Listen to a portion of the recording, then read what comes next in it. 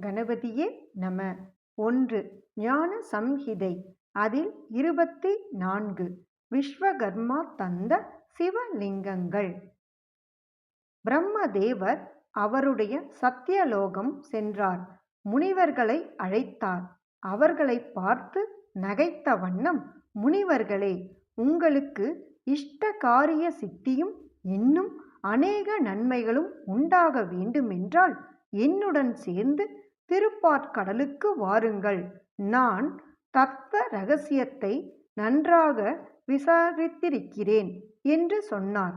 அதை கேட்ட தேவர்களும் முனிவர்களும் பிரம்மதேவருடன் சென்று விஷ்ணு பகவான் வீற்றிருக்கும் ஷீராப்தியை அடைந்து திருமாலை வணங்கி, பரந்தாமா, ஜெகத்நாதா, பக்த பிரியா, லக்ஷ்மி நாயகா, அபயம் கொடுத்து அனுகிரகிப்போன், மேகவர்ணா, சதுர்புஜங்களையும் உடையாய், பீதாம்பரதாரா, சங்கு சக்கர கதை பத்மங்களை அளித்தோய், புருஷோத்தமா, புண்டரீகாஷா, கௌஸ்துவாபனா, இடர்பட்டவர்களுக்கு இரட்சண்யம் அளிப்பவன் நீதான்.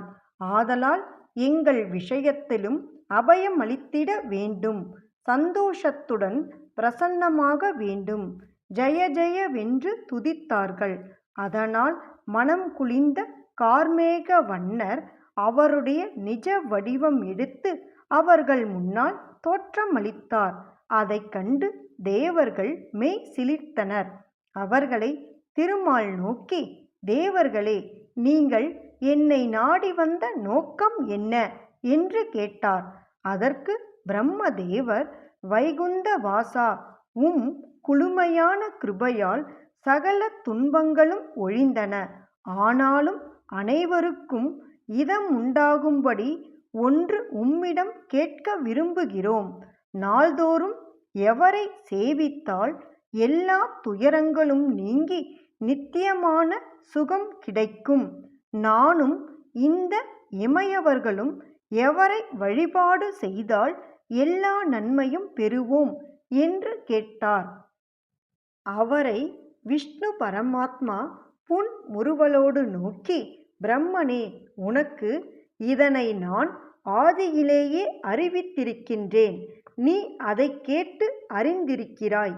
ஆயினும் மீண்டும் ஒருமுறை நினைவுபடுத்துகிறேன். பிரம்மனே, பூஜிக்கத்தக்க பொருள் உனக்கு உடையதாயிருந்தும் என்னை கேட்கிறாய். சகல லோகத்திலும் சங்கரர்தானே பூஜிக்க வேண்டிய பதி. அவரன்றி பிறன் ஒருவன் உண்டோ?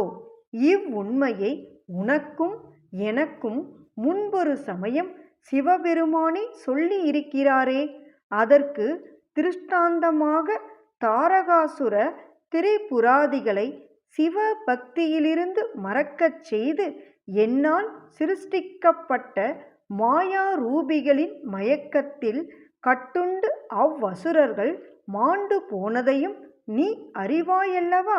ஆகையால் தேவர்களான நீங்கள் விரும்பும் நித்தியமான சுகத்தை அடைய அதிபக்தி சிரவணத்தோடு சிவலிங்க ரூபியான சிவபெருமானை பூஜை செய்து வாருங்கள். நானும் சாட்சாத் சிவபெருமானை பூஜித்து வருவதால்தான் இப்படி உங்கள் தோத்திரங்களுக்கெல்லாம் உரியவனாக இருக்கிறேனேயன்றி மற்றபடியல்ல. உலகில் எந்த பொருளையும் சிவலிங்க ரூபமாகச் செய்தால் அதில் சிவபெருமான் தோற்றமளிக்கிறார். ஆகையால் இஷ்ட சித்தியை அடைய விரும்பும் யாவரும் சிவலிங்கார்ச்சனை செய்ய வேண்டும். தேவர்களும் தைத்தியர்களும் தானவரும் நாமும் எல்லோரும் சிவலிங்க பூஜை செய்ய வேண்டியவர்களே. பிரம்மனே, நீர் இதை அறிந்திருந்தும் மறந்ததும் ஏனோ? நீ இனிமேலாவது எவ்வகையிலாவது சிவலிங்க பூஜை செய்து வர வேண்டும். எந்த காலத்திலும் சிவ தியானத்திலேயே மூழ்கியிருக்க வேண்டும். எப்பொழுது சிவ தியானத்தை மறக்கிறோமோ அப்பொழுதே நமக்கு இடையூறு நெருங்கும். அதுவே அதர்மமாகும். அதுவே விக்னகாலம். அதுவே மூடத்தனம்.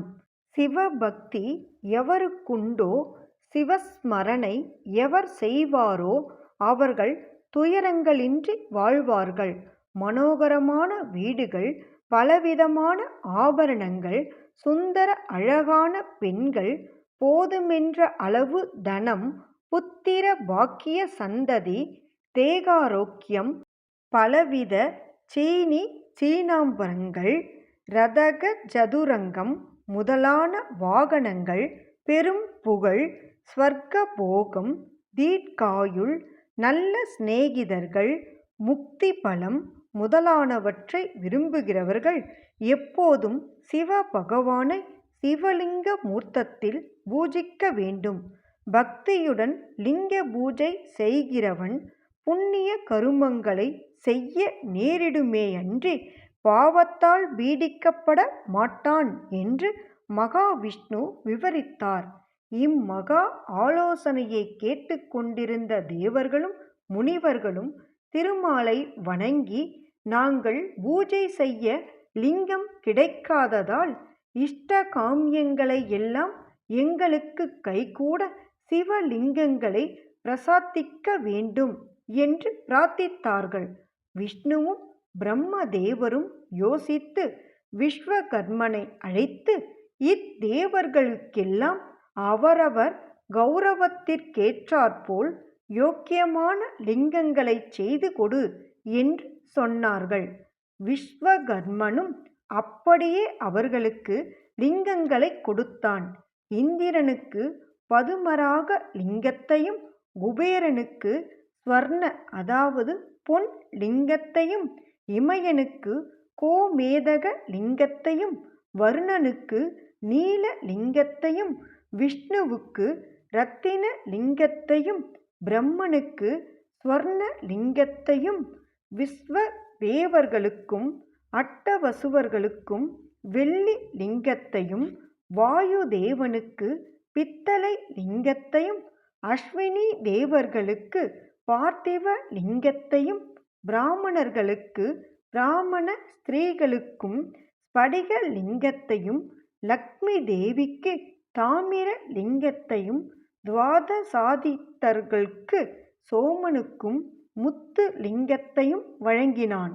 வஜ்ரலிங்கத்தை அக்னியும், சந்தன லிங்கத்தை மயனும், பவள லிங்கத்தை அனந்தன் முதலிய சர்ப்பராஜர்களும், கோமயலிங்கத்தை தைத்தியரும் ராட்சசரும், இரும்பு லிங்கத்தை பைசாசங்களும், நவநீத லிங்கத்தை சசி முதலிய ஸ்திரீகளால் பூஜிக்கப்பட்ட பார்வதி தேவியும், தாருலிங்கத்தை நிருதியும், பஷ்பலிங்கத்தை யோகியும், மாவுலிங்கத்தை சூரியன் மனைவியான சாயாதேவியும், இந்திரன் லிங்கத்தை சரஸ்வதி தேவியும், தயிரால் செய்யப்பட்ட லிங்கத்தை யக்ஷர்களும் பெரும்படி விஸ்வகர்மன் கொடுத்தான். அவற்றை வாங்கிய தேவர்கள், முனிவர்கள், பிரம்மா, விஷ்ணு, யக்ஷர் முதலானவர்கள் தமது காரிய சித்தியின் பொருட்டு அந்த சிவலிங்கங்களை விதிப்படி அர்ச்சித்தார்கள். விஷ்ணு பகவான் பிரம்மன் முதலிய தேவர்களுக்கு பூஜா விதிகளை சொல்லி அருளினார். அவர்கள் ஆனந்தமுற்று தங்கள் வாசஸ்தானத்தை அடைந்தார்கள். விஷ்ணுமூர்த்தியும் அந்தர்த்தானம் ஆயினார்.